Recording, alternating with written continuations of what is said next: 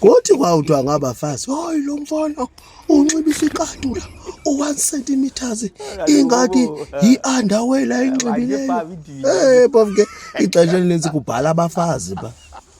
Kukwezi zingamadoda zisho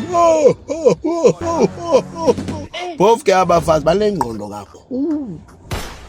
Bayayazi bamadoda wabo bayangena apha kule nto yeTikTok akroba ubumfazi wakhe ikhomente wathini xa ibona lo shoti wale ndoda mncinci kangaka kuvele nezitho ezihle kangaka. Hayi babhaje kwinto abafazi yenze ngathi uyagxeka ngaphakathi intliziyo iyashukuma ukoma yini lo mfana madoda ndingamfumana phi umfana lo unezitho ezihle kangaka. Hayi nina nibhizi niyohle ndikubonile nkosikazi, hayi umhlasele lo mfana.